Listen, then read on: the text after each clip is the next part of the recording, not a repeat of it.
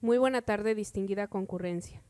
La Suprema Corte de Justicia de la Nación, a través de la Asociación Mexicana de Impartidores de Justicia, AC, en coordinación con la Casa de la Cultura Jurídica, ministro Humberto Román Palacios, se ha organizado la impartición de esta conferencia magistral titulada La aplicación del control de convencionalidad a casos prácticos, que enmarca el cierre de la unidad 4 del módulo 8 del curso de control difuso de convencionalidad que la MIG tiene a su cargo,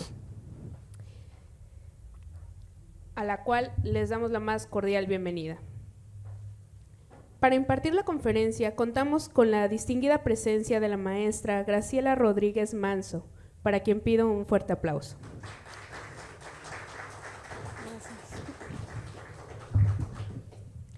A continuación, me permitiré dar lectura a su síntesis curricular. Es abogada egresada de la Escuela Libre de Derecho. Participó en 2001 en los cursos de verano de la American University Washington College of Law, cursando las materias del Sistema Interamericano de Derechos Humanos, Sistema Universal de Derechos Humanos y Litigio Estratégico en Derechos Humanos. Es maestra en Derechos Fundamentales por la Universidad Carlos III de Madrid, España. Desde 2004 a la fecha, se dedica al litigio estratégico en materia de derechos humanos. En 2009, cofundó Alitiga, Organización de Litigio Estratégico de Derechos Humanos, AC, organización de la sociedad civil dedicada por una parte a la práctica de litigio estratégico en materia de derechos humanos en el ámbito nacional como en el internacional, y por la otra a la capacitación de estudiantes de derecho, abogados y abogadas, y juzgadores y juzgadoras en la práctica y alcance del litigio estratégico en esta materia. Tiene varias publicaciones en materia de derechos humanos. Actualmente se desempeña también como consultora independiente de derechos humanos. Sin mayor preámbulo, cedo el uso de la voz a nuestra disertante. Gracias, buenas tardes tengan todas y todos ustedes. Es para mí un gusto estar aquí en la Casa de la Cultura Jurídica de Veracruz y de antemano agradezco a la Casa de la Cultura todas sus atenciones y prestar esta sede para llevar a cabo la conferencia que como ya se adelantaba, se enmarca dentro del curso de control difuso de convencionalidad que de manera virtual y presencial ha organizado tanto la Asociación Mexicana de Impartidores de Justicia como la Suprema Corte de Justicia de la Nación. Por eso quisiera yo, antes que dar paso a mi exposición, que si me dijeran si alguna o alguno de ustedes está participando en este curso virtual. Y sí, le pueden levantar la mano. No. Ok, muy bien, entonces les platico un poco de qué va esta unidad y este módulo que estamos viendo dentro del curso. El curso, como lo adelantaba, se llama Control Difuso de Convencionalidad y estamos específicamente en el tema del control difuso de convencionalidad y constitucionalidad y la igualdad de género, pero ya desde una perspectiva práctica, es decir, cómo aplicamos el control difuso de convencionalidad y constitucionalidad y cómo aplicamos el control de igualdad, que hoy en día ambos se consideran y son a partir de la reforma constitucional en materia de derechos humanos y, si me permiten desde antes, un mandato constitucional. Al menos el control de igualdad. Ya el control difuso de convencionalidad y constitucionalidad, como todas y todos sabemos, pues fue adoptado por la Suprema Corte de Justicia de la Nación a partir de la resolución al expediente Varios 912/2010, a la cual dio origen justamente el cumplimiento de una sentencia de la Corte Interamericana de Derechos Humanos que dictó esta Corte en el caso Rosendo Radilla Pacheco contra México. Bueno, pues entonces yo este tiempo que tenemos aquí para platicar, aprovecho para dar la bienvenida a todas y todos los participantes del curso. Quisiera enfocarme específicamente o tratar de dar la conferencia a partir de un caso práctico, porque, insisto, el módulo 8, unidad 4, que es en el que estamos ahorita, se trata de una aplicación práctica del control difuso de convencionalidad y constitucionalidad y del control de igualdad. Pero antes de ello, pues quisiera simplemente dar unos parámetros generales de qué es lo que entendemos por estos dos tipos de control.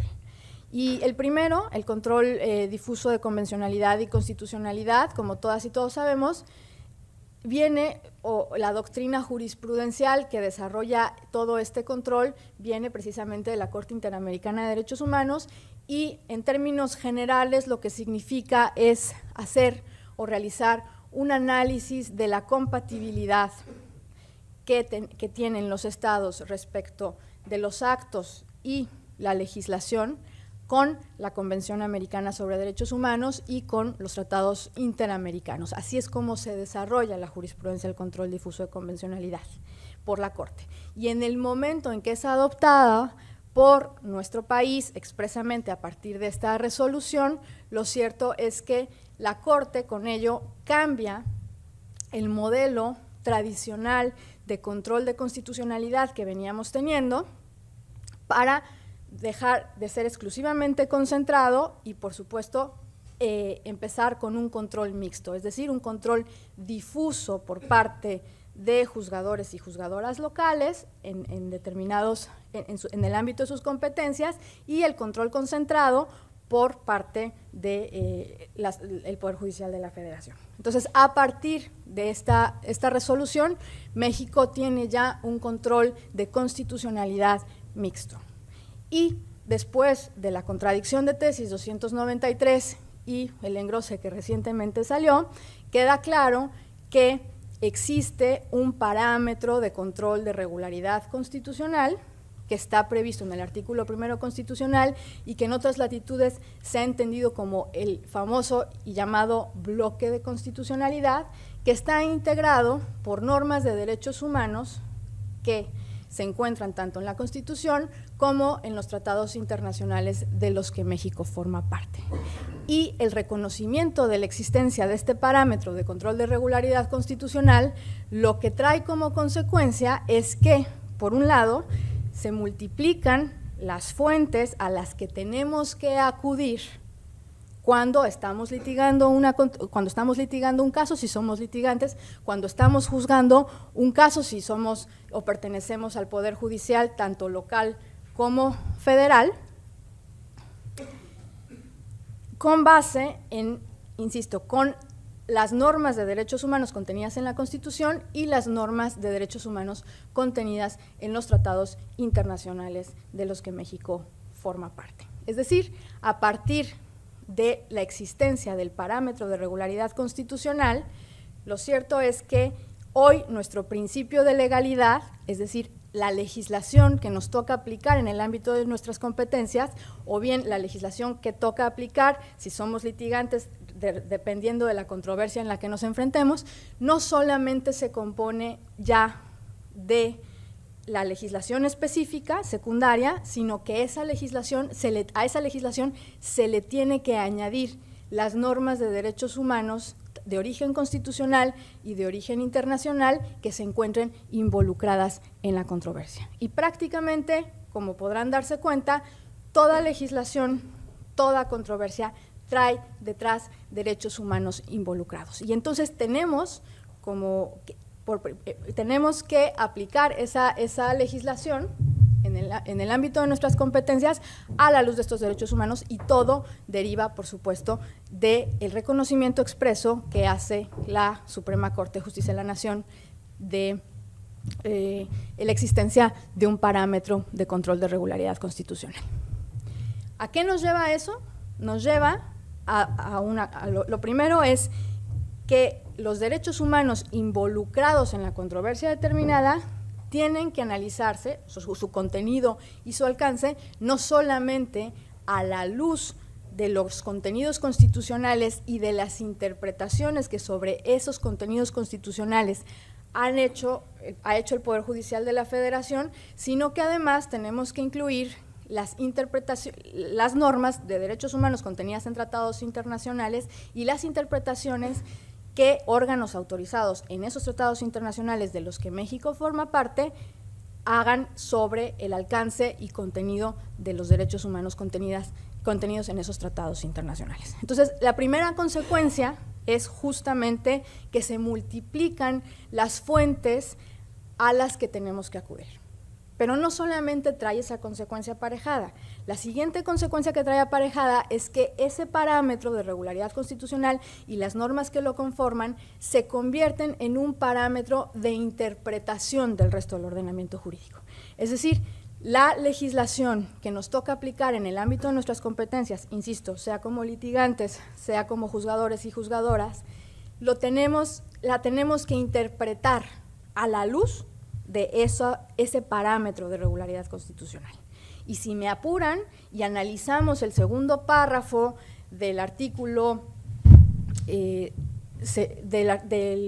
primero constitucional, cuando dice las normas de derechos humanos se interpretarán conforme a esta Constitución y a los tratados internacionales en la materia, siempre tomando en cuenta o teniendo en consideración el principio pro persona, es decir, la norma que sea más favorable a la persona y menos restrictiva de sus derechos. Si eso lo entendemos así de manera literal, podríamos hasta llegar a concluir que en materia de interpretación no solamente podemos utilizar normas de derechos humanos que estén contenidas en la Constitución y que estén contenidas en los tratados internacionales de los que México forma parte, sino que en el momento en que el párrafo segundo establece que son tratados internacionales en la materia, podríamos llegar a interpretar que tratados internacionales en la materia constituyen tratados internacionales de derechos humanos, independientemente de que México forme o no forme parte de ellos. Pero, ojo, esto solamente para efectos interpretativos de las normas de derechos humanos que sí forman parte del parámetro y que están contenidas en el párrafo primero del artículo primero constitucional. En términos prácticos, a lo que me refiero con esto es que, por ejemplo, para analizar el concepto de igualdad, no solamente en primer lugar, tendríamos que acudir a las normas de derechos humanos constitucionales e internacionales contenidas en los tratados de los que México forma parte, pero para interpretar el contenido y alcance de dichas normas, podríamos acudir al convenio, por ejemplo, europeo de derechos humanos y la interpretación que sobre ese convenio ha hecho el Tribunal Europeo de Derechos Humanos, siempre que y solo si esa interpretación resulta, o esa norma europea resulta más favorable para la persona. ¿Por qué? Porque así lo establece el segundo párrafo del artículo primero constitucional. Y la tercera y más importante, desde mi punto de vista, consecuencia de la adopción de este parámetro de regularidad constitucional, tiene que ver con que esas normas que lo conforman, se convierten en parámetro de validez del resto del ordenamiento jurídico. Es decir, hoy todo acto de autoridad de cualquier calidad, sea este administrativo, sea este legislativo, sea este de carácter jurisdiccional, tiene que pasar por un test de validez, de constitucionalidad respecto del parámetro de control de regularidad constitucional. Tiene que adecuarse a las normas que forman el parámetro de regularidad constitucional. Por lo tanto, toda legislación tiene que adecuarse a ese parámetro. Y ese parámetro no nada más son las normas constitucionales en general, sino las normas de derechos humanos constitucionales e internacionales, de las que México forma parte. Entonces, esto nos pone en un nuevo escenario en materia de control difuso de constitucionalidad y convencionalidad, nos pone en un nuevo escenario al momento de litigar un caso, sea frente a instancias ordinarias, sea frente a instancias de amparo. Cambia por completo la forma de litigar, cambia por completo la forma de juzgar y de cómo acercarnos a las controversias que se ponen a nuestra disposición como litigantes o como juzgadores y juzgadoras.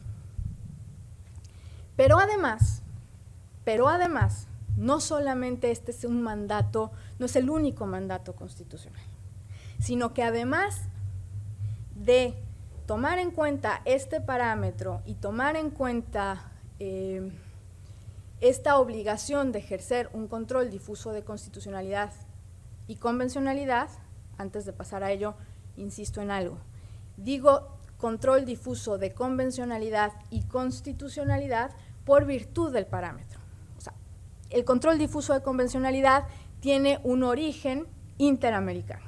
Y si me apuran, un origen del sistema universal mucho antes que el interamericano, pero digamos que la doctrina jurisprudencial se ha desarrollado mucho más ampliamente en el ámbito interamericano. Y evidentemente el control constitucional pues tiene el origen en la Constitución mexicana, o es el que practicamos respecto de la Constitución mexicana, pero en el momento en que normas de derechos humanos de origen interno, de origen constitucional y de origen internacional forman parte de este mismo parámetro, en realidad hoy ejercer un control difuso de constitucionalidad implica al mismo tiempo ejercer un control difuso de convencionalidad, porque ambos tipos de normas de derechos humanos están a la par y forman parte de ese parámetro que se ha convertido no solamente en parámetro de interpretación del resto del ordenamiento jurídico, sino también en parámetro de validez del resto del ordenamiento jurídico. Y entonces, la Corte determina que este control mixto de constitucionalidad, y que hoy yo le llamo también de convencionalidad, que es exactamente lo mismo ya por consecuencia el parámetro, lo divide en la capacidad o la posibilidad y la competencia de juzgadores y juzgadoras locales de simplemente llegar hasta inaplicar una norma, mientras que el control concentrado, que implica declarar la invalidez de una norma o de un acto de una autoridad, corresponde específicamente al Poder Judicial de la Federación. Dicho esto, no solamente está este parámetro, no solamente está esta obligación, no solamente existe este mandato, sino lo que ahora también existe, a la par de este control, es el control o el llamado control de igualdad. ¿Qué significa esto del control de igualdad? Significa que no solamente hoy nos tenemos que fijar en el marco jurídico aplicable al caso concreto con el que estamos lidiando, a partir del parámetro de control de regularidad constitucional, sino que además tenemos que fijarnos en, y lo digo en términos muy generales, en las circunstancias específicas de las personas que acuden a una controversia. Es decir, en sus circunstancias específicas, en la igualdad de armas a la que acuden, a partir no solamente desde un punto de vista formal, es decir, no solamente porque en la ley tengan todas las personas igualdad de oportunidades para acudir a una controversia, sino más que todo a partir del análisis de una igualdad material y de una igualdad estructural. No es lo mismo que en una controversia se presente Carlos Slim frente a una indígena MEPA. No es lo mismo. Si Carlos Slim hoy quiere hacer o establecer un megaproyecto en alguna comunidad o en tierra indígena, no entran en igualdad de circunstancias, por más que la ley lo establezca, a la controversia.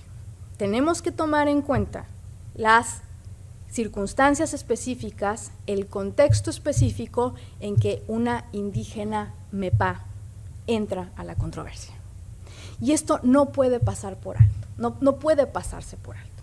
Y si además de indígena es mujer, y además de indígena mujer, es una persona con discapacidad. Y así podemos añadirle algún tipo de característica específica. Tenemos como juzgadoras y juzgadores y litigantes tomar en cuenta este contexto para, en verdad, igualar las oportunidades en el acceso a la justicia. Y esto es justamente de lo que se trata el control de igualdad. El control de igualdad, que está perfectamente bien explicado en todos sus términos y de lo que parte esta unidad en el protocolo para juzgar con perspectiva de género que la propia Suprema Corte de Justicia de la Nación ha emitido junto con otros tantos protocolos, y que indica y establece un método para juzgar con esta perspectiva de género, para poner en práctica esta perspectiva de género, no solamente tratándose de mujeres, también de otras personas, no solamente de mujeres, no solamente se especifica en mujeres, pero que el mensaje total es, o en general, el que yo saco de esto, es hay que entender a las personas en sus circunstancias y hay que entender el acceso a la justicia tomando en consideración las circunstancias específicas de las personas que acuden a la controversia. En términos generales, así se podría resumir. Y eso pues nos la pone más difícil, porque no solamente tenemos que enfocarnos ahora en todo el bagaje al que tenemos que acudir para determinar cuál es el marco jurídico aplicable, sino que además tenemos que fijarnos en las circunstancias específicas de las personas que acuden a una controversia. Y tanto para uno como para otro, tanto para el control difuso de convencionalidad y constitucionalidad como para el control de igualdad, existen métodos. Métodos que parten, por supuesto, de lo establecido y dicho por la Suprema Corte de Justicia de la Nación. En materia de control difuso de convencionalidad y constitucionalidad, por ejemplo, en el expediente Varios, en la resolución al expediente Varios 912, pues la Corte nos establece como guías generales de cómo ejercer este control difuso de convencionalidad y constitucionalidad.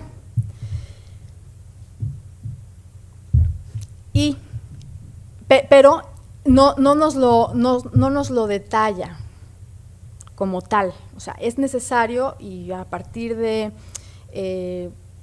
pláticas y diálogos que se ha podido tener con juzgadores y juzgadoras, parece que es insuficiente. Entonces se propone un específico método que ahorita voy a poner a su disposición, por un lado, y el propio protocolo, que lo pueden conseguir en la página de la Suprema Corte de Justicia de la Nación, justamente en la coordinación de género de la presidencia de la Suprema Corte de Justicia de la Nación, establece un método para ejercer, o sea, todos los puntos que uno tiene que tomar en cuenta, los puntos que uno tiene que tomar en cuenta al momento de encontrarse con un caso en específico en donde haya una persona que se encuentre en una desventaja determinada por su situación tanto material como por su situación estructural.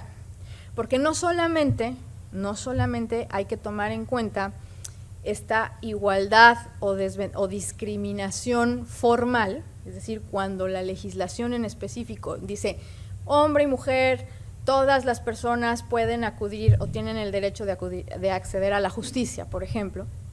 No solamente hay que tomar en cuenta esto, sino hay que tomar en cuenta las circunstancias específicas de las personas que acuden a la controversia, pero lo que entraría o nos permitiría entrar en un terreno de la igualdad material, sino que además hay que tomar en cuenta si estas personas que acuden a la controversia forman parte de un grupo que históricamente ha estado en una situación de desventaja, como por ejemplo mujeres, indígenas,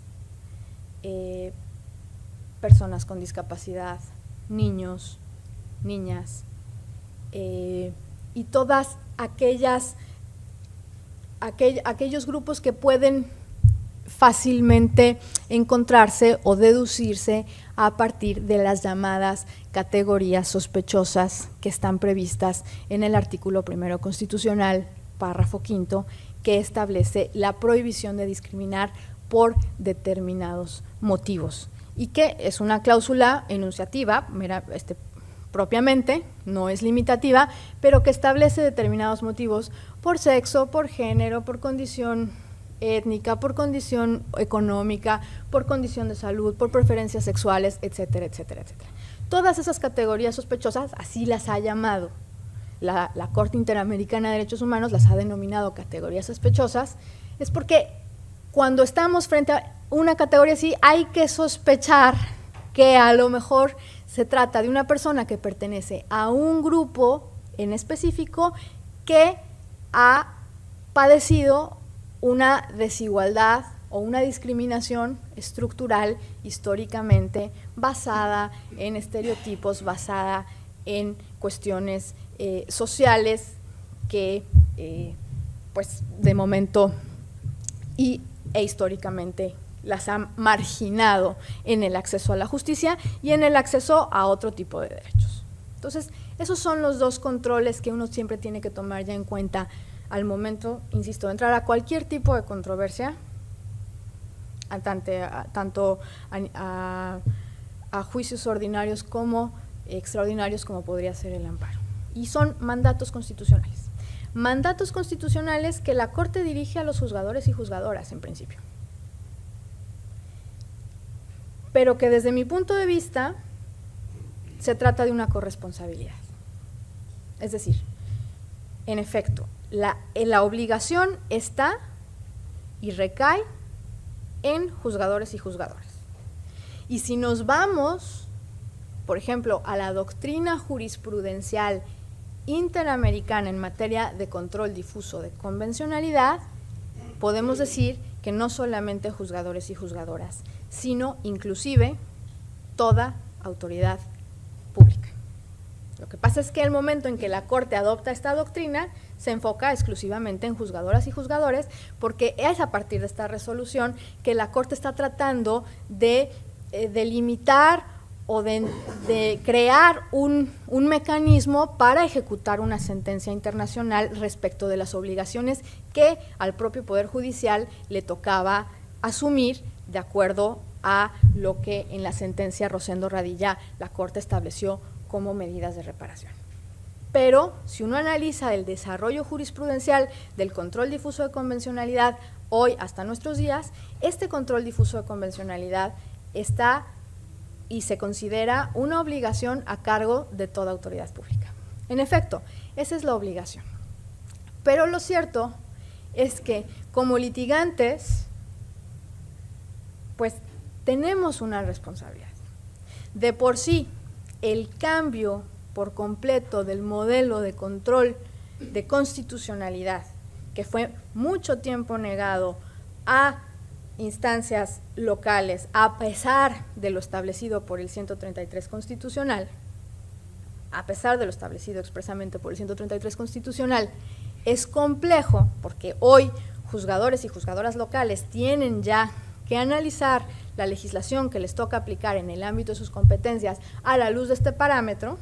No solo eso, sino que además tienen que añadirle todos los componentes y todos los contenidos y alcance de estos derechos humanos en sede internacional. Es decir, no solamente un juzgador penal tiene que ver la controversia a la luz del delito que le toca aplicar, si es que se reúnen los elementos, sino que tiene que analizar ese delito a la luz, por un lado, de los derechos humanos que puedan estar detrás de ese delito. Pensemos, por ejemplo, en violencia intrafamiliar. Bueno, está el delito de violencia intrafamiliar, pero no solo se puede quedar con el delito de violencia intrafamiliar, sino que ese delito de violencia intrafamiliar tiene que analizarlo a la luz de los derechos que pueden estar detrás de esa violencia intrafamiliar, que pudieran ser ¿cuáles se les ocurren?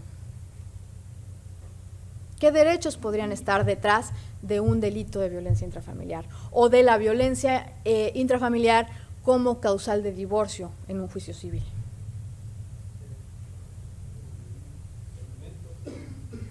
Alimentos, a la salud, a la integridad física, la violencia contra la mujer, por ejemplo, los derechos de los niños. Bueno, pues entonces ya no se puede analizar exclusivamente el tipo penal respecto, a pesar de la exacta aplicación de la ley, que eso se tiene que, el principio de exacta aplicación de la ley en materia penal no se puede, no puede dejar de tomarse en cuenta porque es un mandato constitucional. Lo cierto es que ya no solamente tenemos que analizar ese delito o esa controversia a la luz de ese delito, sino pensar, bueno, ¿y qué dice, por ejemplo, la Convención Belén do Pará sobre violencia contra la mujer, que puede estar detrás de la controversia? A lo mejor establece obligaciones adicionales que hay que tomar en cuenta por virtud del parámetro de regularidad constitucional. Igual, si estamos frente a un juicio ordinario de daño moral, pues ya no solamente tenemos que analizar el caso respecto del daño moral y de los elementos para que se acredite el daño moral que se establece en la legislación civil, sino que tenemos que preguntarnos si detrás de ese daño moral hay elementos, por ejemplo, de libertad de expresión o de derecho a la vida privada o de derecho al honor involucrados que tendríamos que tomar en cuenta. Y para saber eso, no solamente, y aquí insisto, tenemos que conformarnos con ir a las normas de derechos humanos que regulan esos derechos que identificamos previamente como involucrados en nuestra controversia, sino que así como sucede con las normas constitucionales, que no podemos saber qué dicen si no acudimos a las tesis jurisprudenciales o no jurisprudenciales, a las tesis emitidas por el Poder Judicial de la Federación para determinar el alcance y contenido completo de esas normas, pues lo mismo sucede en el ámbito internacional. No nos podemos conformar con las normas de esos derechos humanos que previamente encontramos involucrados a partir de esas normas, sino que tenemos que acudir a la interpretación que órganos autorizados por nosotros, bueno, por el Estado mexicano al firmar el tratado y ratificarlo, le ha dado la competencia para interpretar, y son los órganos autorizados para interpretar el alcance y contenido de esos derechos humanos. Y eso, me parece, es una labor titánica hoy en día. Y es un proceso al que no podemos simplemente, o respecto del cual no podemos simplemente lavarnos las manos y decir, esto es chamba de los juzgadores y juzgadoras, esto es chamba de autoridades, porque así lo reconoció la Suprema Corte, porque así lo dice la doctrina jurisprudencial del sistema interamericano en materia de control de regularidad. No, porque entonces, además de que nos vamos a tardar el doble, si lo vemos desde el punto de vista de nuestros intereses como litigantes, pues qué mejor que desde la demanda planteemos el caminito que desde nuestra perspectiva tendría que seguir un juzgador o una juzgadora para apropiarse de este control difuso de convencionalidad y constitucional, para apropiarse del contenido y alcance de los derechos humanos que están involucrados en nuestra controversia, pero no solo eso, para guiarlo hacia donde nosotros y nuestros intereses queremos guiarlo. Si por un lado, desde las demandas, los litigantes establecen como un caminito para ejercer este control difuso de convencionalidad y constitucionalidad, y por otro lado, juzgadores y juzgadoras se toman en serio la obligación de ejercerlo,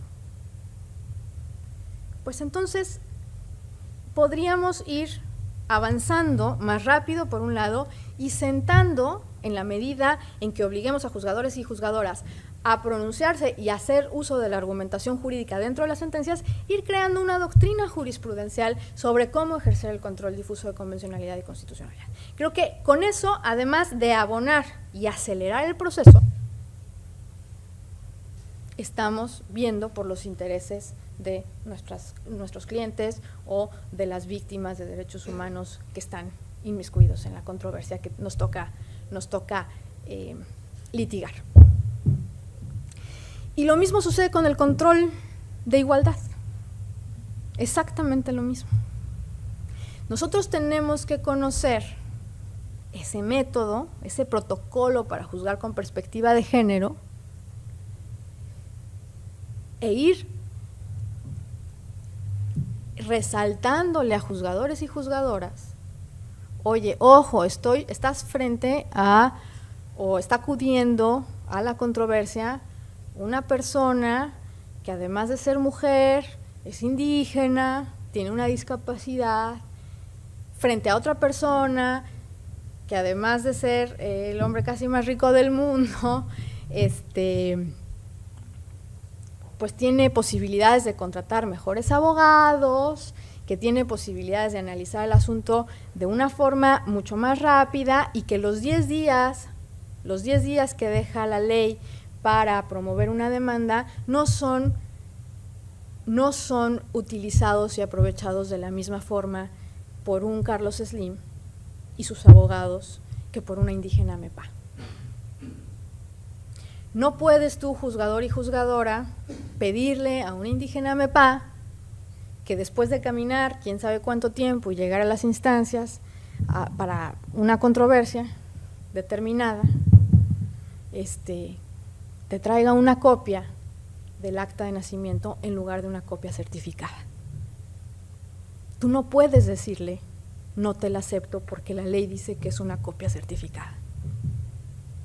Porque tienes que tomar en consideración lo que le costó llegar a donde estás. Tú tienes que interpretar esa norma que te dice son 10 días, de tal forma que permitas a la indígena MEPA, en sus circunstancias, acceder a la justicia de la misma manera o tratar de igualar la condición de oportunidades que al empresario que se está enfrentando, por decirlo de alguna forma. No es lo mismo. Y no solamente deberías de hacerlo, sino que además lo tienes que hacer, porque es un mandato constitucional. ¿Cómo lo vas a hacer? No podemos como litigantes decir, ese es tu problema. No. O sea, yo te digo, te propongo como litigante cómo hacerlo. Y entonces eso implica que no nada más juzgadores y juzgadoras conozcan los métodos, sino también litigantes. Por supuesto, si tienen alguna duda, comentario, no dejen de interrumpirme, yo estoy aquí con mucho gusto. También trato de hacer esto como un diálogo. Sí. Usted menciona que nosotros planteemos el caminito, entonces, ¿cuál sería el mínimo? Yo no quiero que hagan trabajo, pero que me dé por lo menos una idea orientadora de cuál sería. Por ejemplo, evidentemente que tengo que citar los artículos y los ordenamientos jurídicos internacionales. Ajá, para efectos de dar la idea de lo que yo quiero, ¿no? No nada, pero aparte de la causa de pedir, ¿qué otro requisito podría yo agregar? Quiero que me esclarezca un poco más esa situación que… Esto con gusto, esto es justamente a lo que voy.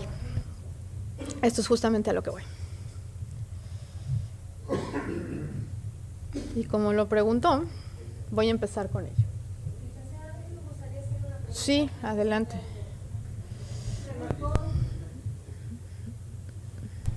Buenas tardes. Buenas tardes. Remarcó usted al inicio de su plática que dentro del marco de la constitucionalidad y la convencionalidad, además de las normas ya establecidas tanto a nivel Estado como a nivel internacional, remarco mucho la interpretación que se le den a estas normas.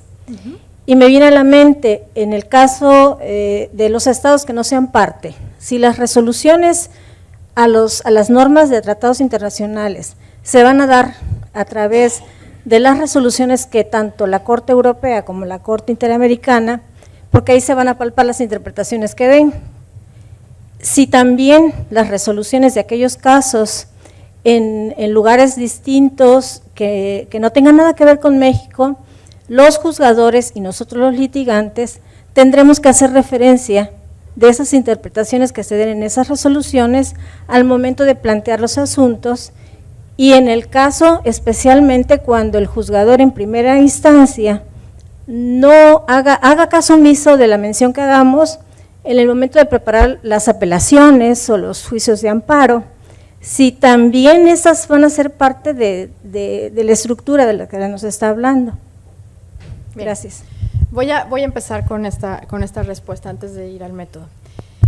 Sí, la respuesta es sí, tenemos que plantearlo así. A ver, la interpretación del segundo párrafo del artículo 1 constitucional es una interpretación que yo tengo. Yo lo entiendo así y creo y pongo a su discusión y a su consideración que debería entenderse así. Y me baso simplemente en ese segundo párrafo y en el mandato del principio pro persona. En la medida en que sea más favorable, tendríamos que aplicarlo. Por supuesto, causa controversia esto. Es más, yo tengo una discusión constante y todavía pendiente con, por ejemplo, el doctor José Luis Caballero. El doctor José Luis Caballero acaba de sacar un libro sobre interpretación conforme, y es algo que todavía estamos como ahí medio discutiendo. Porque él dice, no puede ser así. O sea, cuando dice tratados internacionales en la materia, tenemos que entender qué son los tratados internacionales de los que México forma parte, porque si no, ¿cómo se va a vincular al Estado mexicano por algo o una interpretación de un órgano al que no autorizó? Y lo que yo digo es que va a interpretar la norma de la que sí forma parte México, o sea, la norma de, por ejemplo, la libertad de expresión de la Convención Americana, el artículo 13 de la libertad de expresión, que establece el contenido y alcance de la libertad de expresión, no solo a la luz de lo que ha dicho la Corte Interamericana y la Comisión Interamericana, que sí son órganos autorizados para ello, por México, sino que tendrá que tomar en cuenta lo que dice el Tribunal Europeo en la medida en que eso sea más favorable, pero por principio pro persona.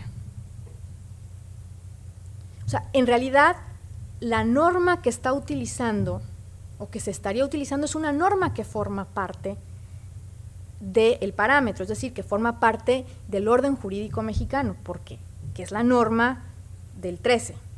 Pero el 13 y el 6 y 7 constitucionales, según el segundo párrafo, y eso según mi interpretación, tendrían que analizarse a la luz, o tendría que tomarse en cuenta lo que dice el Tribunal Europeo en la medida en que esto sea más favorable. O sea, estamos ampliando el contenido y alcance del derecho en la medida en que sea más favorable. José Luis me dice, es mucho pedir. A lo mejor, sí, es mucho pedir, pero me parece que es una interpretación válida del segundo párrafo, o sea, que no es una interpretación descabellada en el momento en que el segundo párrafo dice tratados internacionales en la materia, que pueden ser de los que forma parte México o de los que no. Ahora, en cuanto al método, sí. Un comentario. Siento que hay un poco o mucho de resistencia con la reforma constitucional, porque, y lo veo desde el punto de vista de las autoridades, independientemente de los abogados. Dice el artículo 1, ¿no?, que tenemos derechos humanos reconocidos en la Constitución y en los tratados internacionales. Perfecto. Usted está diciendo que tenemos esta interpretación y tenemos esta amplitud, ¿no? Y que habla usted de ese bloque de constitucionalidad. Bien, pero ¿qué pasa? Que la misma Corte se ha contradecido, ¿no? Porque ella ella marca un parámetro, dice, tienes que tomar en cuenta si es control de constitucionalidad, tus leyes, la Constitución, la jurisprudencia, ¿ok? Si es de convencionalidad, lo mismo. Tienes que los derechos humanos reconocidos en los tratados, la jurisprudencia que se haya emitido. Y si nos vamos a la contradicción de tesis y si nos vamos a ese 2 de septiembre del año pasado, entonces dice que ahora los criterios que eran orientadores son vinculantes. Hasta ahí vamos bien. Pero cuando dice que ahora se van a restringir, pregunto, ¿con qué autoridad, con qué facultad ahora me cambias? Te contradices tú misma, ¿no? Y dices, ¿sabes qué? La autoridad, si tú ves que un tratado internacional tiene mayor amplitud y yo, Constitución, ¿no?, lo tengo restringido, tú también restríngelo. Yo creo que ahí es donde encuentro yo ese punto álgido, ¿no? Si ya dijiste que los criterios orientadores ahora van a ser vinculantes, respondiendo a lo que dice la licenciada, porque ahora son vinculantes, ya no importa que México no sea parte, ya tiene la obligación de sus leyes enfocarlas a lo que está marcando la jurisprudencia internacional, ¿no? Yo creo que como abogados es donde nos toca puntualizarle, sentencia con sentencia, ¿no?, amparo con amparo e ir, ¿no?, combatiendo todas estas circunstancias en los casos concretos y decirle, si me lo vas a restringir, entonces apégate también a la jurisprudencia que emitiste, diciéndome que me tienes que argumentar, fundamentar por qué me lo estás restringiendo, ¿no? Porque no se vale que haya una reforma constitucional y que la Constitución es muy clara, ¿no? Al darnos esta amplitud, ahora con una jurisprudencia tú me digas que lo puedes restringir, ¿no? Tendría que fundamentar muy bien cómo me lo está restringiendo. No era necesario. Creo que en el caso concreto el juez está capacitado para restringir a una parte y darle la amplitud a la otra, en el caso concreto. Pero yo ahí siento yo que es un punto álgido que nosotros nos toca combatir, ¿no? Y que el juez tendría que ponerse en ese papel tan importante que tiene para no restringirnos, y si no los hace, que tiene que ser con ese fundamento. Sí, tocas un tema muy importante y que también está ya considerado en el método que voy a proponer. Es el tema de las restricciones. O sea, la Corte tiene la facultad, o sea, eso es un hecho. La Corte tiene la facultad de interpretar la Constitución y, en efecto, interpretó, o un bloque de ministros y ministras interpretó que la supremacía constitucional tiene que respetarse y que, por lo tanto, cuando haya una restricción constitucional, se estará al texto constitucional. Ojo, dice al texto constitucional, no dice se estará a la restricción. Y por otro lado, además, emite una tesis jurisprudencial que te dice los tratados, las sentencias de la Corte Interamericana de Derechos Humanos son todas vinculantes, independientemente de que México forme parte o no forme parte de ellas. Pero cuando dice texto constitucional es todo. Y texto constitucional no solamente es la restricción. Texto constitucional también son los derechos que van a ser restringidos por una restricción constitucional, porque son normas constitucionales. Texto constitucional es el mandato de interpretación conforme, texto constitucional es el principio pro persona. Y lo cierto es que hay que tener bien claro en qué contexto es que aquel otro bloque de ministros y ministras que al final decide apoyar la decisión de la contradicción de tesis 293, lo hace siempre que y solo si se entienda que en materia de restricciones tendrá que analizarse caso por caso ponderando. Y no puede ser de otra manera, porque insisto, tanto los derechos que van a ser restringidos como las restricciones constitucionales mismas son normas constitucionales. Entonces se tienen que ponderar en el caso concreto cuál va a ser la que va a prevalecer. No puede ser de otra manera. No puede ser de otra manera. Y lo cierto es que hay que tenerlo siempre bien presente. O sea, está en la tesis jurisprudencial, están las dos tesis jurisprudenciales que te dicen sí parámetro, pero en materia de restricciones se estará al texto constitucional. Sí, pero ¿cómo es que se adoptó esa resolución y por qué al final 5 ministros y ministra decidieron apoyar esa resolución y por qué un ministro dijo no puedo apoyarlo porque esto es ir en contra del principio pro persona? Porque el principio pro persona no solamente abarca normas infraconstitucionales. El principio pro persona también le toca a normas constitucionales. Y el control difuso de convencionalidad y constitucionalidad también es respecto de normas constitucionales. Entonces, si pensamos en el arraigo, por ejemplo, que es el típico caso de una restricción, que no el único, el típico caso del arraigo, bueno, pues claro, hay una norma constitucional que es el 16 que establece la posibilidad de arraigo en materia de delincuencia organizada. Pero también son normas constitucionales la presunción de inocencia, la libertad de circulación, etcétera, etcétera. No podemos establecer a priori el arraigo aplica, así, a rajatabla. Pues no, porque eso iría en contra de normas que son constitucionales y que tienen que armonizarse según las circunstancias del caso concreto. Dicho esto, paso entonces al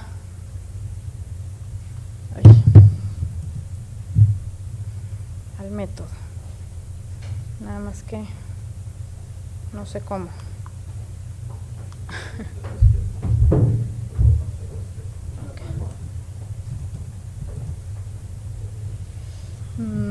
Pero esto no funcionó, ¿sí?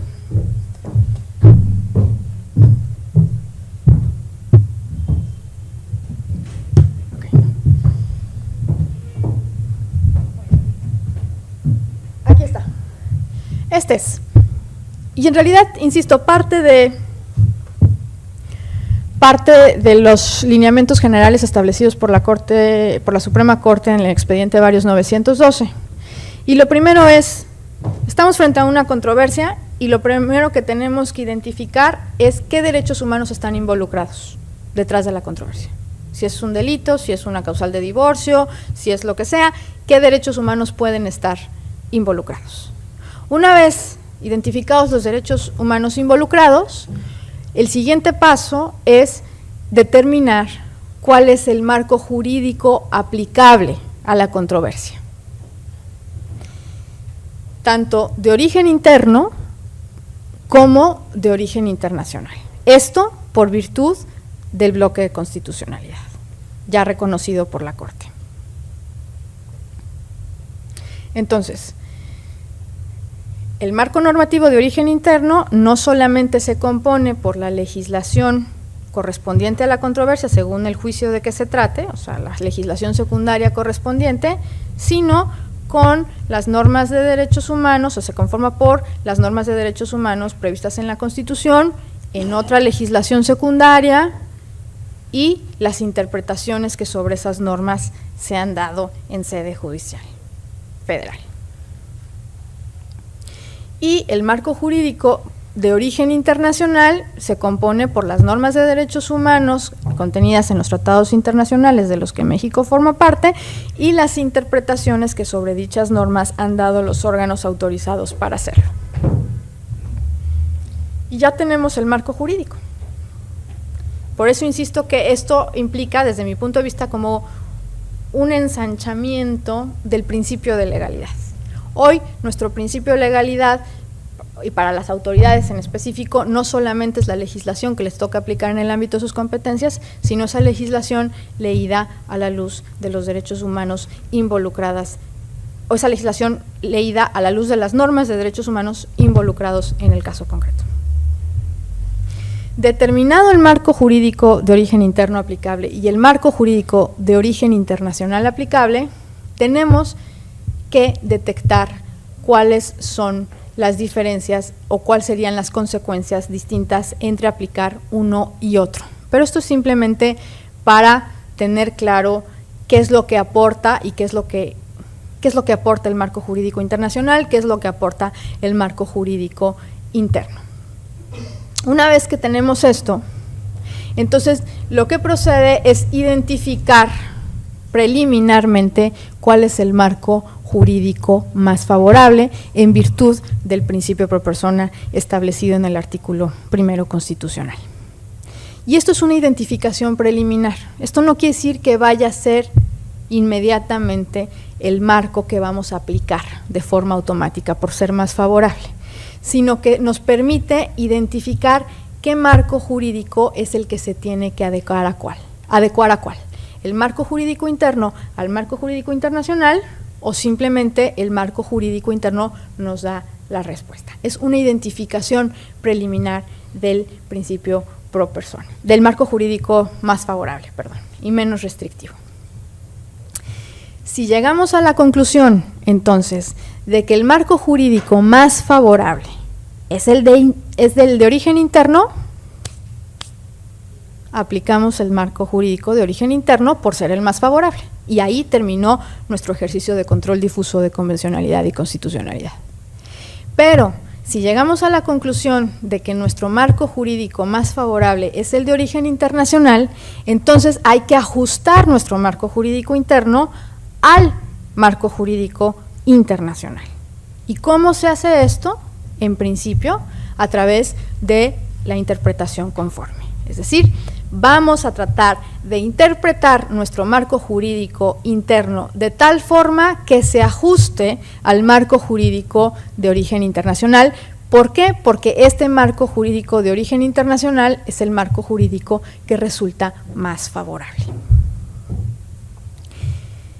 Si hay dos interpretaciones posibles, una que se adecúe y otra que no, pues tenemos que escoger la que en mayor medida se adecúe. Esto por virtud de lo que se establece en la resolución del 912 de ejercer una interpretación conforme en sentido amplio o una interpretación conforme en sentido estricto. Si la interpretación es posible, entonces hay que interpretar de acuerdo al marco jurídico internacional.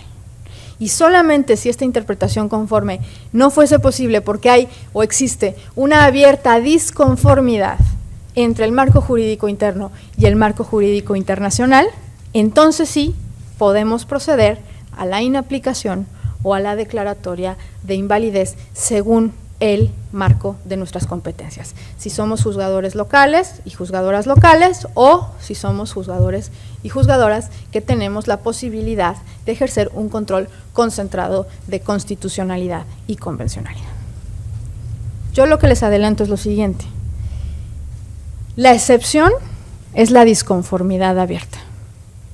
Si ustedes comienzan a hacer este ejercicio de analizar y buscar el contenido y alcance de los derechos de origen internacional en el marco jurídico internacional, se darán cuenta que la mayoría de las veces coincide con las interpretaciones dadas en sede constitucional.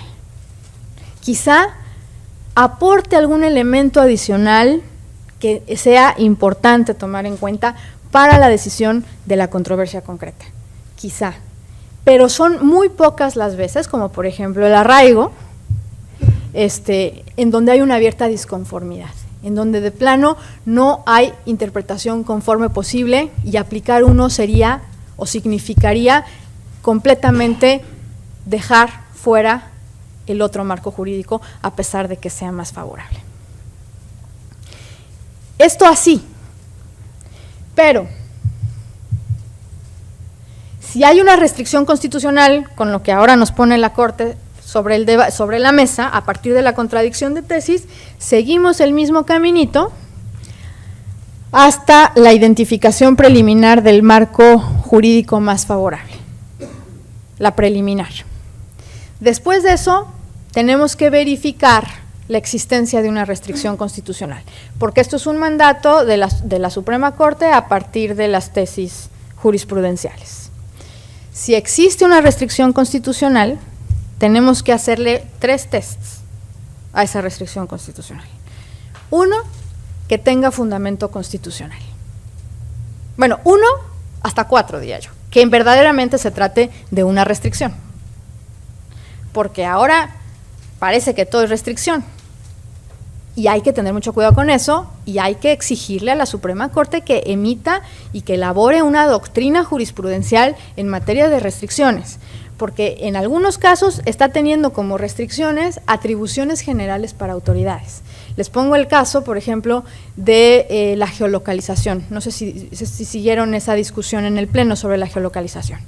Bueno, el ministro Cosío decía, no hay fundamento constitucional para la geolocalización. Porque, y como sí lo hay, por ejemplo, para cateo y sí lo hay para intervenciones telefónicas. Expreso. Tiene que ser un fundamento constitucional expreso. Y entonces la mayoría de la Corte dijo, no, bueno, no está expreso, pero se basa en el artículo que establece la facultad general del Ministerio Público de labores de investigación. Eso es una facultad, no es una restricción. Es una facultad que en todo caso tendría que ejercerse respetando derechos humanos. Es decir, respetando la vida privada de las personas, la seguridad personal de las personas, la seguridad jurídica de las personas. Pero eso no es un fundamento constitucional. Y restricción tampoco es no previsión, que ese es otro tema. Por ejemplo, en el tema de la controversia esta que creo que todavía no se resuelve, pero que estaba un primer proyecto que tiene que ver con la situación en Cherán y el derecho a la consulta. Hay un primer proyecto de la ministra Luna, decía, no, momento, pero el derecho a la consulta está nada más previsto en el segundo constitucional para 2 casos, para programas nacionales de desarrollo, municipales de desarrollo, y específicamente los numera en cuando hay que ejercer un derecho a la consulta. Pues no. Eso no es una restricción del derecho a la consulta, eso es una no previsión constitucional de los alcances del derecho a la consulta, que están en tratados internacionales de los que México forma parte, como el Convenio 169, como la Declaración Universal de los Pueblos Indígenas, etcétera, etcétera, que forman parte del parámetro. No quiere decir que la consulta o el derecho a la consulta esté restringido a específicamente esos temas que enumera el artículo 2 constitucional. Ese artículo 2 constitucional tiene que leerse en conjunto con lo que se dice de derecho a la consulta en tratados internacionales y las interpretaciones que sobre esos tratados internacionales han hecho y han llevado a cabo los órganos autorizados para ello. Entonces, ojo, primero que sea una restricción, 2, que tenga un fundamento constitucional expreso. Si no hay fundamento constitucional expreso, de entrada la restricción se cae, porque la restricción tiene que ser constitucional. Nada de que nos inventamos en legislación secundaria cualquier tipo de restricciones, no. Como por ejemplo, todas las causales de improcedencia de la nueva ley de amparo. No tienen varias de ellas sustento constitucional. Entonces, de entrada se podrían tirar así. Exacto, porque restringen el acceso a la justicia. Entonces, que tengan fundamento, que sean restricciones verdaderamente, que tengan fundamento constitucional, que pasen un test de proporcionalidad. Ojo, tenemos que verificar que esa restricción sea idónea para conseguir un fin legítimo constitucionalmente previsto. Entonces, para lo cual tenemos que identificar el fin constitucionalmente previsto, por primero. Una vez identificado ese fin constitucional, tenemos que analizar si la restricción es adecuada para alcanzar ese fin. Si decimos que es adecuada para alcanzar ese fin, el siguiente paso es decir si es necesaria para alcanzar ese fin. Lo que quiere decir que si es necesaria, es que no existe una medida menos restrictiva que sea menos lesiva del derecho que vamos a restringir, por virtud del principio pro persona, que no solamente es interpretar en mayor beneficio de las personas, sino restringir en menor medida sus derechos. Y tercero, que sea proporcional, es decir, en la medida en que se va a alcanzar el fin legítimo y el beneficio de alcanzar el fin legítimo es la misma medida en el que se va a restringir el derecho que va a resultar restringido. Y después de todos esos análisis, entonces podríamos pensar en una restricción constitucional. Eso implica analizar las restricciones caso por caso, ponderando el caso a la luz de las circunstancias específicas del caso. Y eso es a lo que se referían, desde mi punto de vista, aquel bloque de ministros y ministra que decidieron al final apoyar el proyecto solo y solo si se entendía que la restricción, el estudio de la restricción tenía que hacer un análisis de caso por caso y ponderando de acuerdo a las circunstancias del caso concreto. Si pasa la restricción, con todo esto, pues se aplica la restricción y con eso acabamos nuestro control difuso de convencionalidad y constitucionalidad. Pero si no pasa eso, entonces pasamos al terreno de la interpretación conforme y posteriormente, si esta no es posible, a la invalidez y validez, básicamente. Esto es como en términos generales el método que se propone, que se pone a su disposición. Es un método que se ha ido creando a partir de diálogo con juzgadores y juzgadoras, que por supuesto admite todo tipo de críticas y constructivas de preferencia para irlo un poco pues diseñando de mejor medida y que nos funcione de mejor manera. Pero ahora me quiero enfocar en el tema de igualdad y de la aplicación de este control difuso y del control de igualdad a un caso concreto. Entonces, ahí lo que les pondría a su consideración y que tiene que ver con el segundo caso que pusimos para resolver en el curso o en el marco del curso al control difuso de convencionalidad y constitucionalidad. Y entonces yo les preguntaría,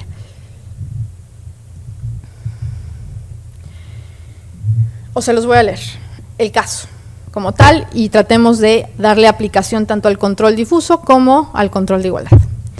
Huyendo de su esposo, que la amenazó de muerte, una mujer residente del Distrito Federal acude ante la jueza civil más cercana a su domicilio. Afirma que está casada desde hace 10 años y que siempre ha padecido violencia en su matrimonio.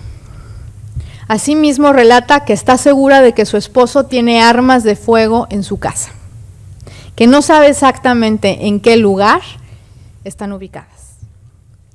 El reglamento de la Ley de Acceso de las Mujeres a una Vida Libre de Violencia del Distrito Federal, en sus artículos 65 y 67, indica que corresponderá a los jueces de lo penal otorgar las órdenes de protección de emergencia, quienes deberán tomar en consideración el riesgo o peligro existente, la seguridad de la víctima, los elementos con que se cuente. El juez de que se trate no tomará en cuenta para la emisión de la orden de protección que con anterioridad se haya otorgado una orden para la misma víctima o víctimas indirectas en contra del mismo agresor. No importa que haya órdenes de protección previas.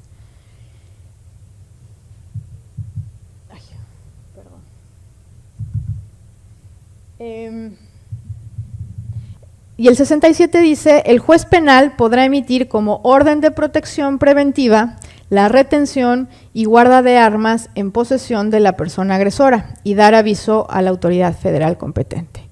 La pregunta es la siguiente: si usted fuera juez o jueza civil del caso, o en este caso, litigante del caso, ya hubiera acudido ante una jueza civil, ¿otorgaría una orden de protección a la mujer? Justifique la respuesta aplicando el control difuso de convencionalidad y de igualdad. Ahí faltó el de igualdad. La legislación secundaria dice que solamente jueces penales pueden dictar las medidas de protección. Pero la mujer acude a un juez civil y le pide que dicte una orden de protección, porque además hay armas en la casa, no sabe dónde están, y que por favor la expida. ¿Qué hace? ¿La expiden? ¿No la expiden como juzgadores y juzgadoras civiles? ¿La expiden? Si sí la expiden, ¿cómo fundamentan y motivan su resolución? ¿Cuáles son los riesgos que corren como juzgadores y juzgadoras civiles para hacer algo que la ley no les marca en el marco de sus competencias, qué elementos específicos de la persona que acude a la controversia toman, qué circunstancias de hecho, qué circunstancias, qué contexto tienen que tomar en cuenta de la persona, esa mujer que acude a ustedes para pedirle una orden de protección. Lo dejo abierto. Es más, podemos hacer algo. ¿Quiénes dicen que no se puede? ¿Y quiénes dicen que sí se puede? ¿Que sí se puede? A ver, levanten bien la mano porque no alcanzo a ver. ¿Y quién dice que no se puede? Que no se puede. Los que dicen que no se puede, las y los que sostienen que no se puede, ¿por qué no se puede? Sí. El micrófono, por favor. Sí, todas las autoridades en el ámbito de sus competencias. Y viene a mi mente el caso de una suplente. Se va la que era magistrada, creo, y entonces queda la suplente. Y hay un caso en concreto en donde hay una persona privada de su libertad porque se casa, sí, son indígenas, se casa con una menor de edad, llega la mamá y denuncia, ya tenían hasta hijos, y entonces dice, pues no va a estar privado de su libertad. La muchacha declara y dice, pues él es el que me proporciona comida, casa, todo, además lo quiero, además tenemos hijos, somos una familia, y entonces mis hijos están en una situación tal y tal, ¿no? Entonces, no había controversia conforme a la muchacha y en este caso la menor de edad y esta persona adulta, ¿no? Era un matrimonio de hecho, no de derecho. Entonces, ¿qué pasa? Ella hace esta interpretación conforme, viendo el interés superior del menor y los tratados internacionales y todo esto. Termina en que cesan a la persona que hizo este control difuso. ¿Por qué? Porque dice, todas las autoridades en el ámbito de sus competencias, debiera ser que sí se puede, ¿no?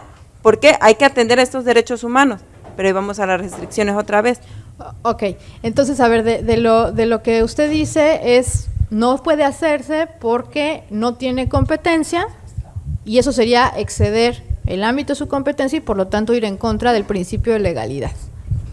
Y por lo tanto implicaría inclusive hasta una responsabilidad para aquel juzgador o juzgadora que lo haga, que hasta podría llegar a la destitución, inhabilitación, suspensión o cualquiera de los supuestos de responsabilidad. Sí, acá adelante y ahorita voy por allá. Efectivamente, dentro de su rango de competencia no puede emitir la orden, en el caso de la jueza civil y en el caso de que está planteando. Sin embargo, no está prohibido que canalice o haga la solicitud al juez competente para que la emita. ¿Por qué?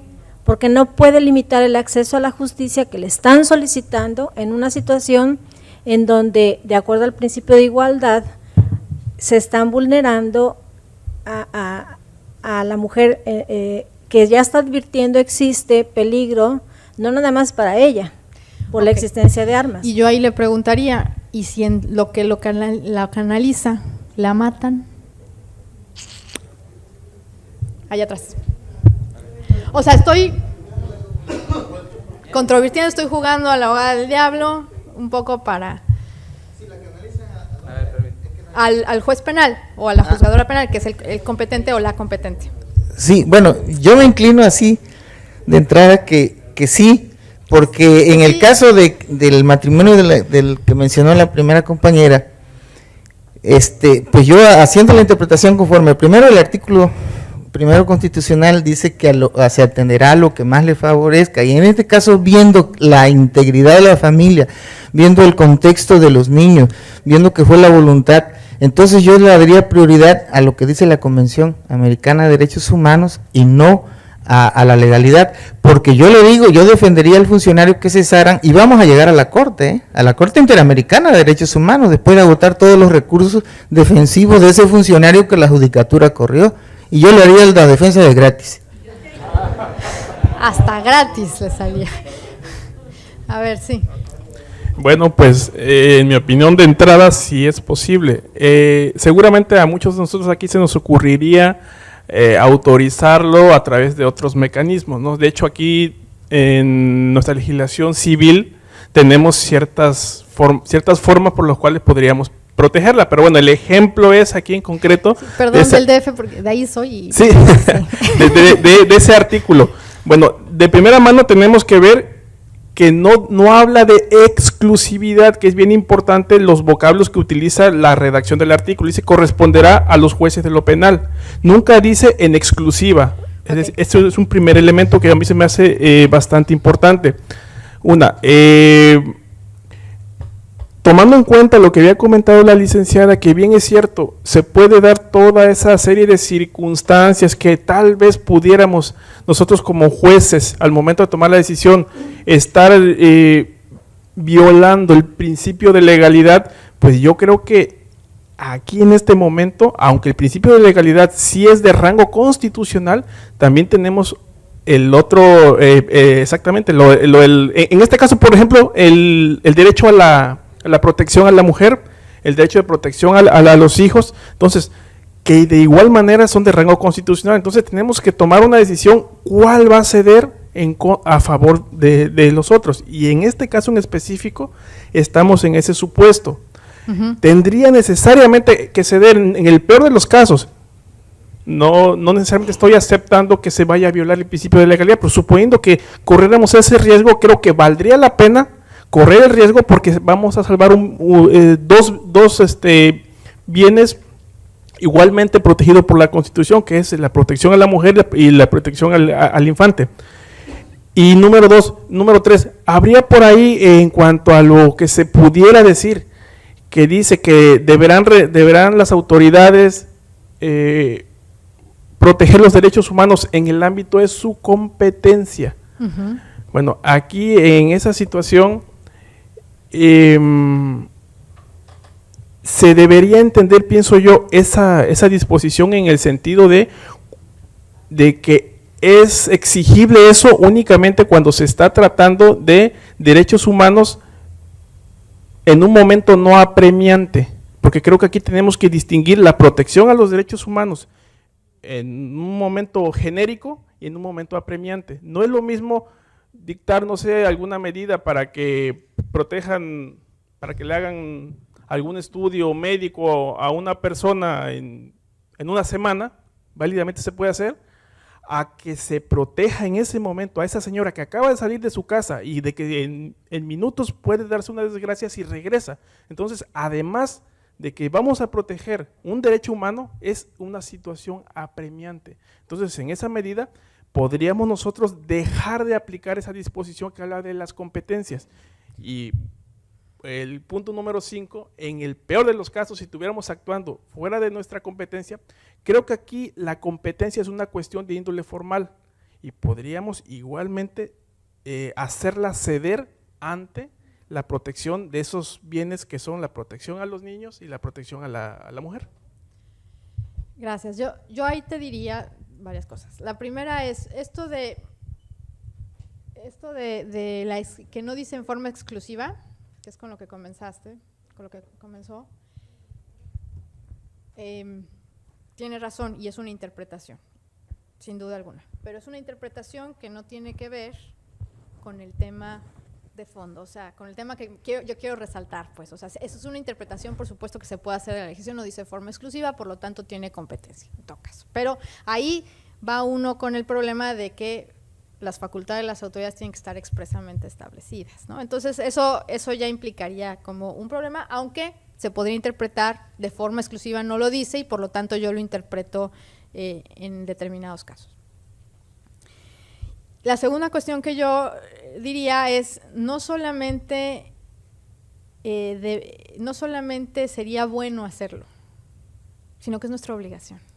como juzgadores y juzgadoras y como litigantes, exigírselo a la autoridad. ¿Por qué? Por el parámetro de control de regularidad constitucional, por el control difuso de convencionalidad y constitucionalidad, que hoy nos lleva a interpretar ese principio de legalidad a la luz de los derechos humanos. Y como bien lo dice, detrás están derechos de la mujer, derechos a ser protegida, la mujer. Y yo diría, no solamente en una situación apremiante, como esta ocasión, sino que en principio, o la regla, o el proceder principal es la ayudo. La tengo que ayudar, la tengo que proteger. ¿Hubiese estado en riesgo o no hubiese estado en riesgo? En esta ocasión está en riesgo, por lo tanto, por mayoría de razón, yo no puedo dejar de protegerla. ¿Y de dónde me saco todo esto? O sea, ¿o cómo es que argumento y justifico, fundo y motivo esta decisión que me hace saltarme en apariencia el principio de legalidad que dice solamente juzgador o juzgadora penal? En primer lugar, en los derechos humanos que identifiqué, que están detrás.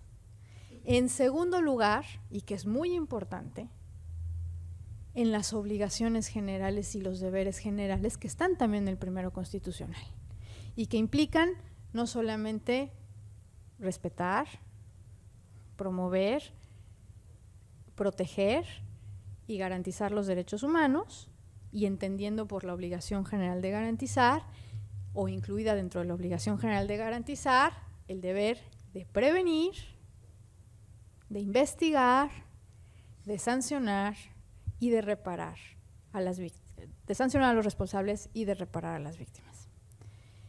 Si yo como juzgadora civil, juzgador o juzgadora civil, no actúo de momento, de entrada estoy incumpliendo con mi obligación general o con mi deber general de prevenir una violación de derechos humanos, por un lado. Estoy incumpliendo con mi obligación de garantizar los derechos humanos y de garantizarle a esa mujer un acceso a la justicia, por una parte.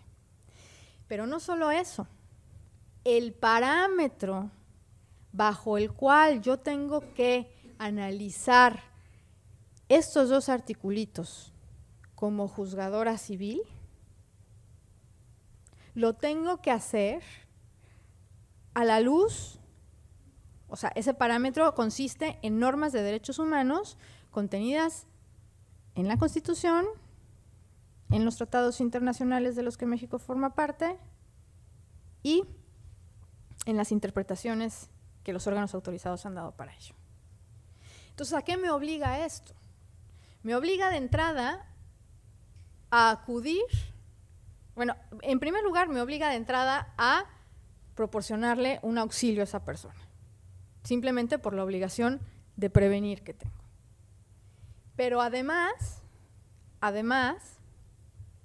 me obliga a acudir, bueno, y no es tanto que, o sea, sí me obliga, pero además es necesario que acuda porque es una forma en que yo voy a motivar y fundamentar mi decisión, que en la medida en que yo argumente mi decisión debidamente motivada y debidamente fundamentada, es la forma en que yo como juzgador o juzgadora tengo para protegerme de eventuales responsabilidades que se me puedan fincar. Y ese fue el fundamento.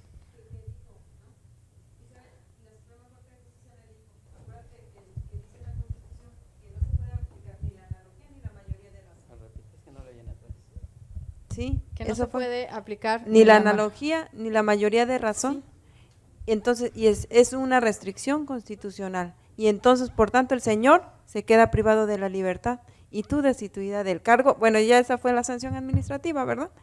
Claro, va para la Corte Interamericana, cierto lo es, pero a eso nos vamos, ¿no? A eso trataba yo, esa resistencia que hay. Porque hay una resistencia y hay un temor y eso es fundado, ¿eh? Pero lo que quiero decir es un mandato constitucional. Claro. Y no podemos no hacerlo. Entonces, en la medida, no podemos no dejar de hacerlo. En la medida en que se argumente suficientemente la decisión, es la medida que tenemos como juzgadores y juzgadoras para defendernos contra posibles cuestiones, por un lado.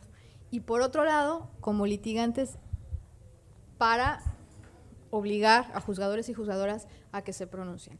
Si atendemos al parámetro y si atendemos a las normas que están detrás y los derechos humanos que están detrás, entonces tendríamos que tomar en cuenta esta obligación que señala y que ha desarrollado la Comisión Interamericana de Derechos Humanos, la Corte Interamericana de Derechos Humanos, y ojo, que está también prevista en la Ley General del Acceso a las Mujeres a una Vida Libre de Violencia. O sea, y aquí vuelvo a lo mismo, coincide el marco jurídico interno con el marco jurídico internacional. Pero aquí el marco jurídico internacional nos da mayores elementos. No es que haya una abierta disconformidad, es que nos da mayores elementos. Y entonces, si tomamos y acudimos, por ejemplo, a la Convención Belén do Pará, en el artículo 7 de esa convención, que señala los deberes de los estados para prevenir, erradicar y sancionar la violencia contra las mujeres, nos damos cuenta que hay una obligación en el 7b que se llama actuar con la debida diligencia. ¿Y en qué consiste la debida diligencia? Es un deber y es un principio. Y es un deber y un principio que han sido desarrollados independientemente del contexto de violencia contra la mujer de la Convención Belén do Pará. Lo que quiero decir es que este deber de debida diligencia es un concepto que aplica a todo el derecho internacional, pero que se ha desarrollado también en materia de violencia de género. Y como deber de actuación del Estado implica la organización de toda la estructura estatal, marco legislativo, política pública, órganos encargados de implementar la ley y el sistema judicial para prevenir y enfrentar las violaciones de derechos humanos. Es decir, si la mujer acude con un juzgador o juzgadora civil, existe un deber de esa juzgadora o juzgador civil de debida diligencia, que podría ser, por supuesto, lo que usted propone.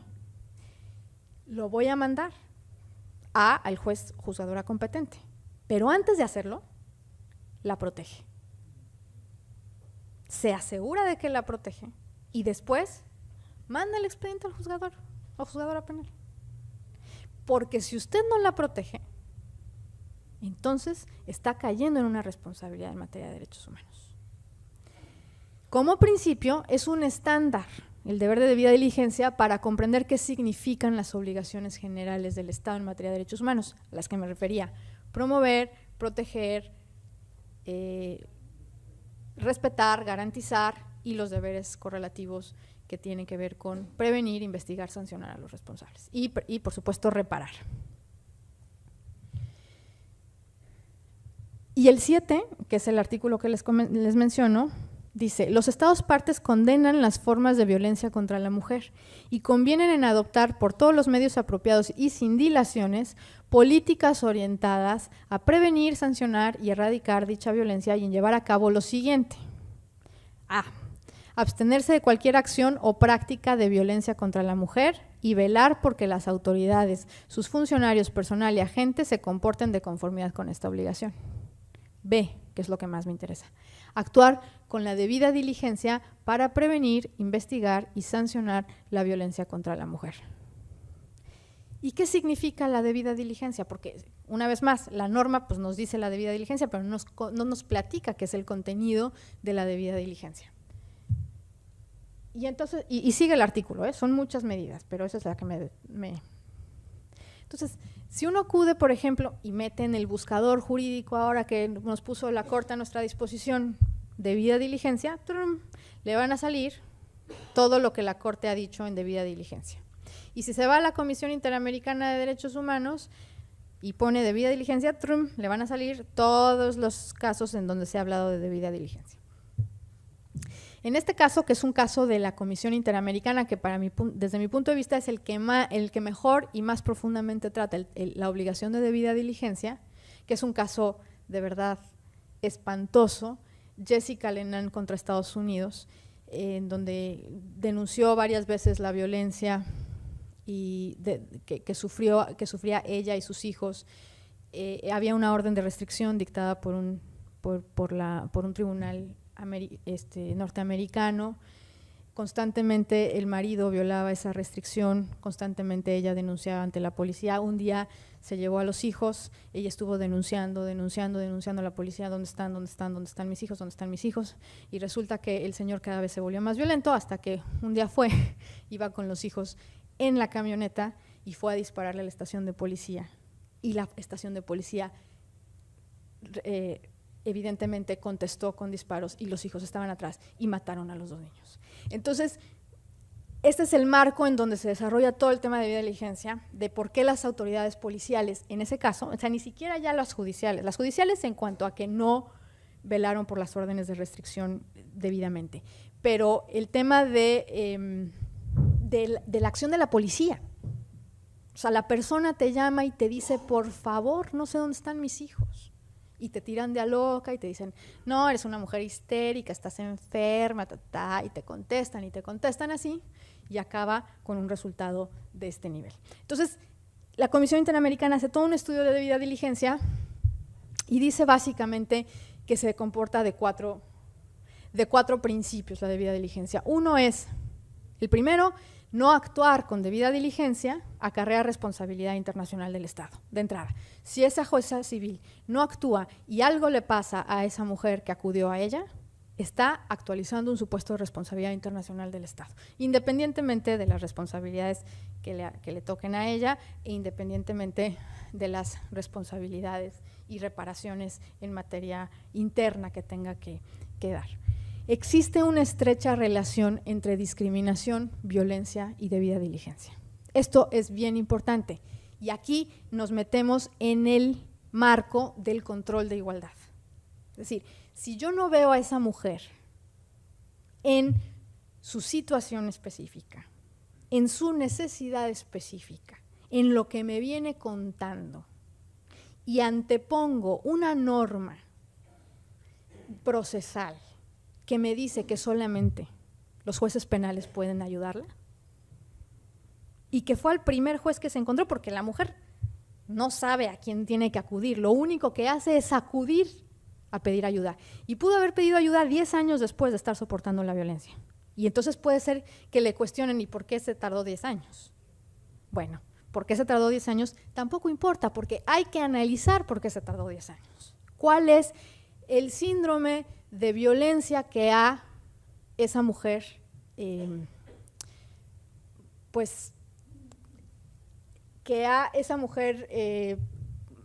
tolerado durante 10 años? ¿Por qué no fue a denunciar antes?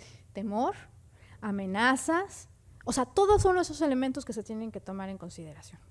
Y si no se toman en consideración, no solamente no se está cumpliendo con el deber de debida diligencia, sino que además se está discriminando a la mujer y se le está estereotipando y no se le está considerando y no se le está garantizando un acceso a la justicia en igualdad de condiciones por una norma formal, por una norma que dice es el juez penal.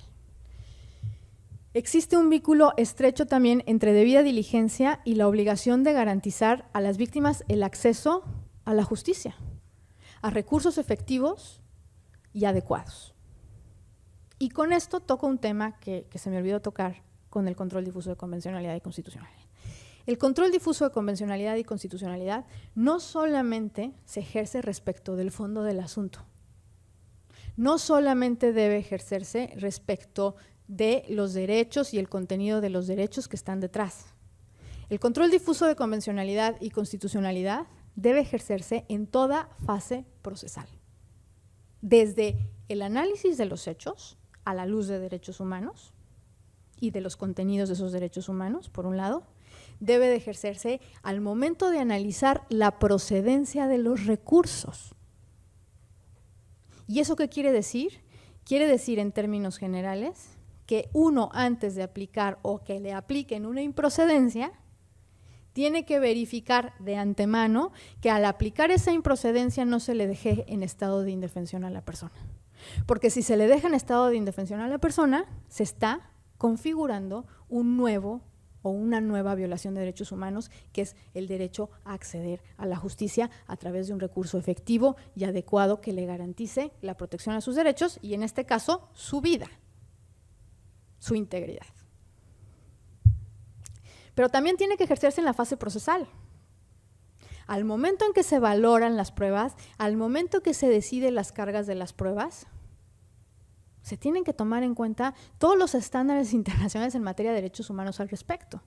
Y, por ejemplo, en materia de igualdad y en materia de perspectiva de género, podríamos tomar en cuenta, por ejemplo, lo que estableció la Corte Interamericana en el caso de Inés y Valentina, en donde estableció que el valor de la prueba que se le tenía que dar a la declaración de Inés y Valentina, en el contexto en que suceden los hechos.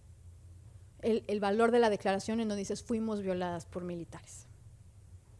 O sea, y que inclusive en ese contexto logró calificar a esa violación no solamente como violación, sino como una especie de tortura.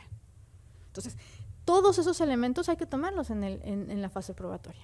Y, por supuesto, en el fondo del asunto. O sea, en el fondo, a la hora de decidir qué derechos están involucrados, hay que ejercer un control difuso de convencionalidad y, si me permiten más allá, al momento de reparar las violaciones. La reparación tiene que ser a la luz de un control difuso de convencionalidad y constitucionalidad y a la luz de un control de igualdad. ¿Cómo es que se tiene que reparar a una mujer en esa situación en sus circunstancias específicas? No es la misma reparación que tendría que tener, por ejemplo, un hombre en esas circunstancias de violencia. ¿Por qué? Porque la mujer padece una discriminación y ha padecido una discriminación de carácter estructural. Los hombres no. Los heterosexuales tampoco. Los homosexuales sí. Las personas homosexuales sí. Las personas homosexuales, las personas heterosexuales no. Las personas con discapacidad y así sucesivamente que han sufrido una discriminación estructural. Y entonces hay que ejercer estos dos controles. Y este es un caso en el que nos permite visualizar cómo es que estos dos controles se mezclan en un caso concreto que tiene que ver con igualdad de género, con perspectiva de género. Y finalmente, al adoptar las medidas contra la violencia debe valorarse la situación que guardan determinados grupos de mujeres que sufren discriminación por más de un factor, que es lo que les decía al principio. Si además de mujeres indígenas con discapacidad, en una pobreza extrema, etcétera, etcétera, pues esas son todas las circunstancias que se tienen que tomar en cuenta y que en el lenguaje de perspectiva de género conocemos como el tema de interseccionalidad, es decir, sufrir discriminación por más de un motivo, por más de una categoría sospechosa. Pues bueno, yo, si no tienen preguntas, dudas, me quedaría aquí y por supuesto estoy a sus órdenes y agradezco su atención durante esta tarde. Gracias.